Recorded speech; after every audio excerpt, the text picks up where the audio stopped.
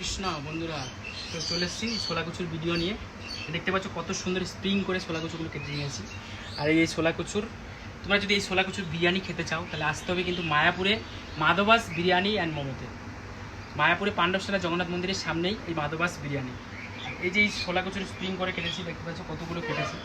এটা একটা অর্ডারে যাবে, একটা অনুষ্ঠানে একটা অর্ডার দিয়েছে, তো এরকম স্প্রিং করে আমরা কেটেও দিই।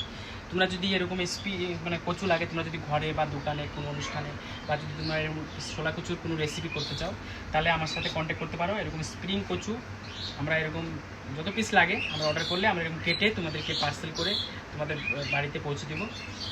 তো এরকম কন্ট্যাক্ট করতে পারো। আর আমার দোকানে ছোলা কচুর বিরিয়ানি পাওয়া যায়, তোমরা জানো মায়াপুরে।